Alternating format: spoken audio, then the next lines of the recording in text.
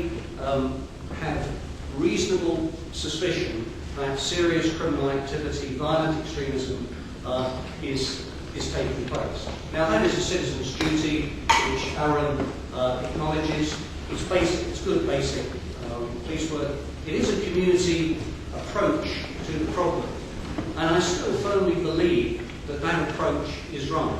And if I cast my mind back to those early discussions with the architects of Prevent, I'm still convinced that there are enough people in government, in policing communities, to repair that.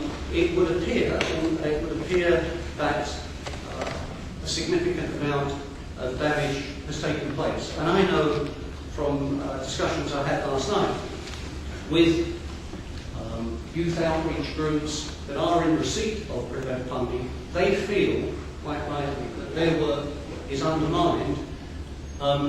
Certainly not, there is no criticism at all of Aaron's work. On the contrary, what they feel is that groups like the Quilliam Foundation, I think there are others I could mention, but Quilliam have nailed their colours to the mast. And there is great concern amongst groups that I think are doing the right thing at all time. There is great concern that the Quilliam approach is damaging their work.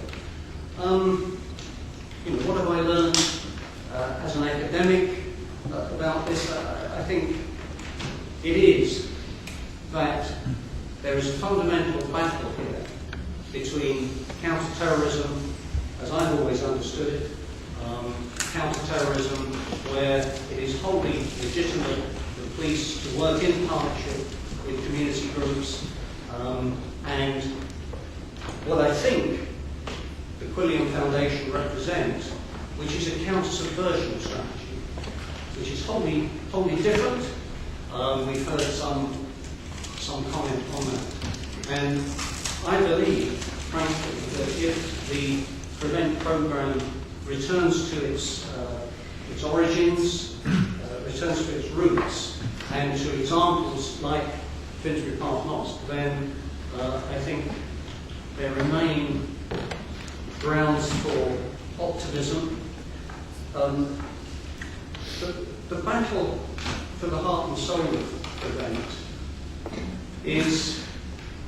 I think is in danger of being lost, quite frankly.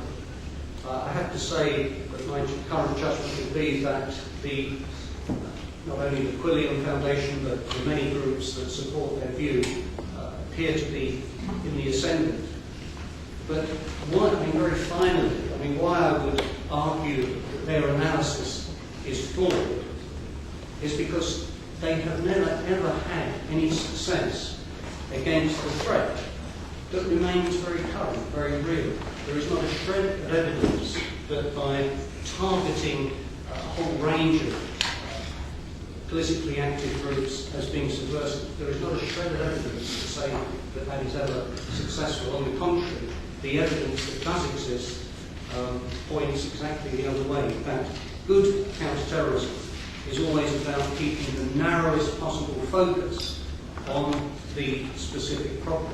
It actually never is that big. There never were many Abu Hamzas and Abu Qattadis, but that's in the nature of things. You only ever need a small number of terrorists to cause massively disproportionate problems. So I would urge a very thorough review of the issues that the reports brought out, but I would urge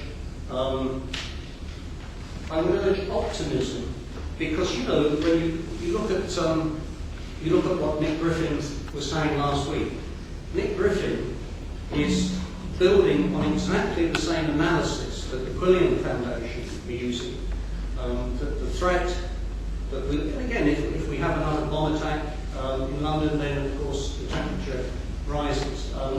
But there is not a lot of difference between Nick Griffin's account of what is wrong with Muslims and the Quilliam one. That has to be resolved, I think. Otherwise, I think the problem is likely to get worse. Thank you very much, Bob. I appreciate it very, very much. And I'd like to thank all our speakers and contributors tonight. And before I hand over to you, to everyone here, we have about 30 minutes or 25 minutes maybe until the end of tonight, but I would like to actually announce my own personal pleasure in the fact that we do have Lord Ahmed as a wonderful supporter, not only of the Muslim community. Actually his support goes far, far, far beyond the Muslim community in Britain. But he's just actually passed me a note suggesting that we meet up once again in about 4 to 6 weeks' time, maybe before the Christmas recess, to see what steps have been made and what kind of development and where we have moved on, if we have at the time. And therefore we at the Cordova Foundation will be working very, very closely with Lord Ahmed's office in setting up another meeting maybe early in December in order to see exactly where we are then, and all of you will be notified in that. Now, if I may ask anyone to raise their hands if they wish to make a contribution or to ask a question. In the case of the former, please make it brief, please make it relevant, please cut to the chase, as they say,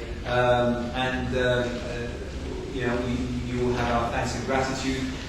If you have a question, I would appreciate if you mention if there is a particular speaker that you wish to ask or to address that particular question. And in all cases, please mention your name and any organisation that you come from. Can I see any hands? Unless obviously everyone is very, very happy and quite tired and willing to go home and yes, go ahead. This is just a almost comic point of information, as the Quillian Foundation has been mentioned several times. I don't know if anyone has seen, I just got it about an hour ago, that Debbie Gupta, who's head of Prevent, has written to Ed Hussein. And it's unrestricted, so it can be forwarded, content of the email can be forwarded, sorry, the content of the letter can be forwarded, if anyone's interested. But I think I'd describe it as a public spank. And if you may, the content generally of the letter is?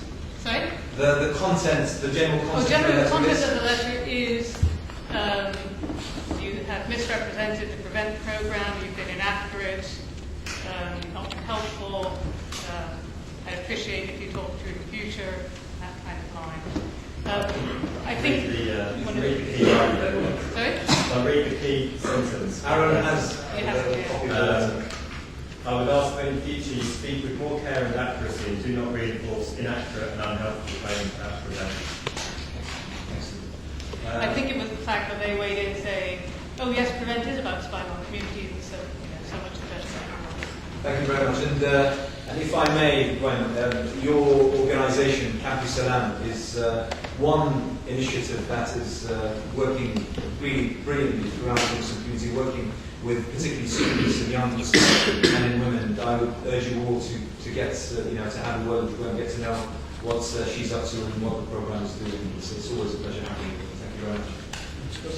Hi, yes, I'm Mustafa from the news. My question is directed to you. Today William is being targeted for right around this, but many of the affiliates of Muslim Council of Britain and most of the Muslim organizations which are targeting those who have actually received this funding in the past had no problem whatsoever receiving funding from Labour government in many shapes and forms. And they have been like kind of happening in any different kind of jobs for several.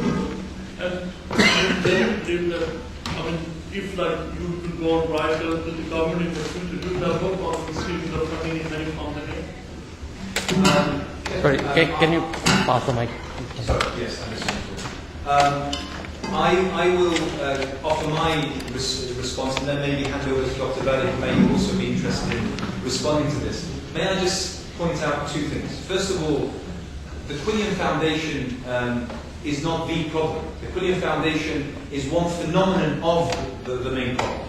The Quillian Foundation is a mere feature of the problem that we're trying to discuss today. It's one example, quite stark example in my view at least, quite stark example of where the government, takes a totally wrong turn. and uses mechanisms and methods that it thinks will solve the problem, but in actual fact, it totally exacerbates the whole thing. And if you heard my opening remarks, I